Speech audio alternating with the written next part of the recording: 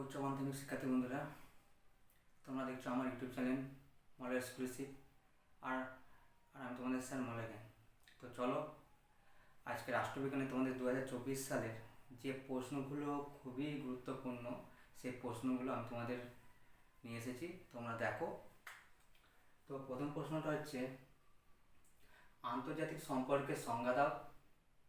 আন্তর্জাতিক সম্পর্ক ও আন্তর্জাতিক রাজনীতির মধ্যে পার্থক্য লেখো। অথবা প্রশ্নটা যদি একটু ঘুরিয়ে দেয় তো তোমরা এই নোটটাকে সেই মতো তৈরি করে রাখবে। আন্তর্জাতিক সম্পর্ক বিকাশের বিভিন্ন ধারাগুলি আলোচনা করো। খুবই গুরুত্বপূর্ণ প্রশ্ন।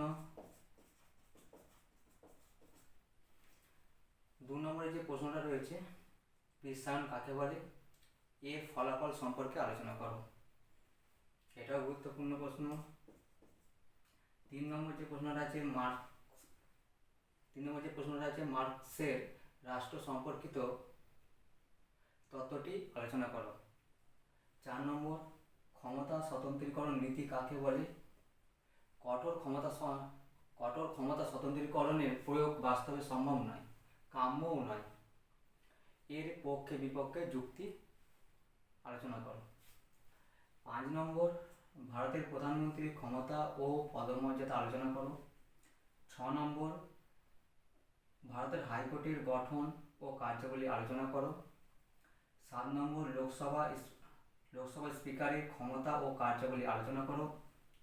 8 নম্বর, অঙ্গরাজ্যের রাজ্যপালের ক্ষমতা ও পদমর্যাদা আলোচনা করো।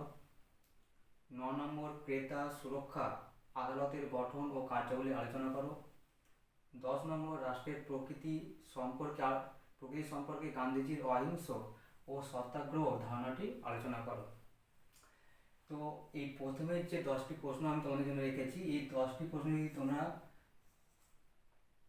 প্র্যাকটিস করতে পারো তাহলে 2024 সালের রাষ্ট্রবিজ্ঞানে তোমরা অবশ্যই এর মধ্যেই সব প্রশ্নগুলো তোমরা কীভাবে কমন পাবে।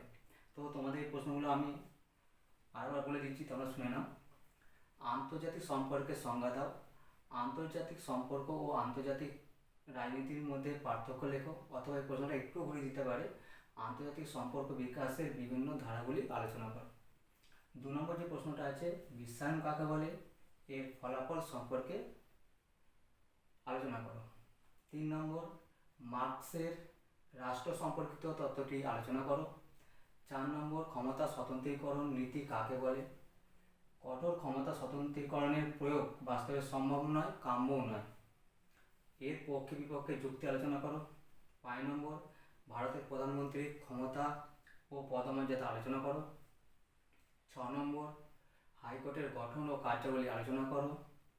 7 নম্বর, লোকসভা স্পিকারের ক্ষমতা ও কার্যাবলী আলোচনা করো। 8 নম্বর, অঙ্গরাজ্যের রাজ্যপালের ক্ষমতা ও পদমর্যাদা আলোচনা করো।